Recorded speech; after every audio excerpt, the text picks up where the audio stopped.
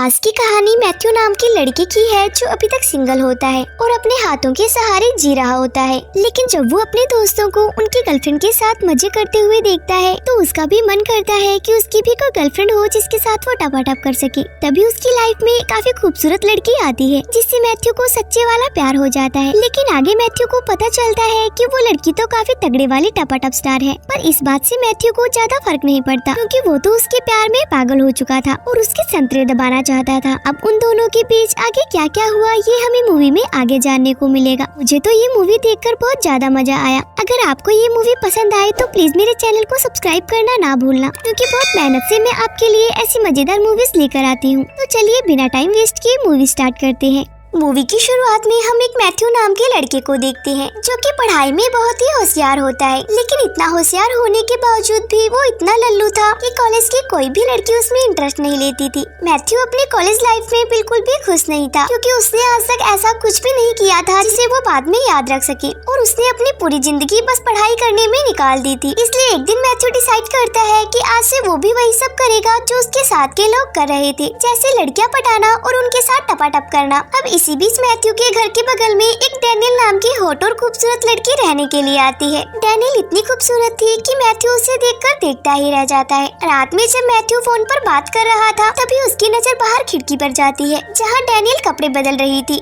ये देखकर मैथ्यू का छोटा डॉन जाग जाता है और वो भी छुपकर उसके संतरों को देखने लगता है, लेकिन डैनियल मैथ्यू को उसे छुपकर देखता हुआ देख लेती है और वो सीधा उसके घर पहुंच जाती है। तभी नीचे से मैथ्यू के डैड की आवाज आती है जो कि मैथ्यू को नीचे बुला रहे होते हैं। ये सुनकर मैथ्यू की फटकर हाथ में आ जाती है और मैथ्यू डरते हुए नीचे जाता है और तभी उसके डैड उसे कहते हैं कि डैनियल इस शहर में नहीं आई है और इसे यहाँ के बारे में कुछ नहीं पता, इसलिए तुम इसकी हेल्प करो और इसके साथ जाओ। और जब ये दोनों साथ में जा रहे होते हैं तो डैनियल मैथ्यू से पूछती है कि तुम्हें बिना कपड़ों के मेरे वाटरमेलन कैसी लगी, जिस पर मैथ्यू उससे कहता है कि वो वाटरमेलन नहीं संतरे थे। ये सुनकर डैनियल को बुरा लगता है और वो उससे कहती है चल अब तू अपने कपड़े उतार और मुझे अपना किला दिखा। डैनियल जबरदस्ती मैथ्यू के सारे कपड़े उतरवा देती है और जब वो पूरी तरह से न्यूड हो जाता है तो वो उसे कार से उतारकर उसके कपड़े लेकर वहाँ से भाग जाती है। और जब मैथ्यू रोड पर बिना कपड़ों के जा रहा होता है तभी डैनियल वापस आती है और उसे गाड़ी में बैठा लेती है। उसके बाद वो दोनों एक रेस्टोरेंट में जाते हैं और वहाँ साथ में बैठकर काफी बातें भी करते हैं और कुछ ही टाइम में उनमें अच्छी दोस्ती भी हो जाती है। अगले दिन जब मैथ्यू कॉलेज में होता है तो डैनियल वहाँ पर आकर उसे क्लास से बाहर बुला लेती है। फिर वो दोनों मस्ती करने के लिए वहाँ से चले जाते हैं और पूरा दिन घूमने के बाद शाम को वो दोनों चुपके से किसी के पुल में जाकर साथ में नहाने लगते हैं। वो दोनों साथ में किस करने ही वाले होते हैं तभी मैथ्यू को पता चलता है कि ये पुल उसके प्रिंसिपल का है, इसीलिए वो दोनों वहाँ से भाग जाते हैं। इसके बाद वो दोनों मैथ्यू के फ्रेंड की पार्टी में जाते हैं जहाँ पर डैनियल को देखकर मैथ्यू के सारे दोस्त लार टपकाने लगते हैं और वो डैनियल को इम्प्रेस करने की कोशिश में लग जाते हैं। लेकिन इस बार मैथ्यू डिसाइड कर चुका था कि डैनियल को घोड़ी वो ही बनाएगा,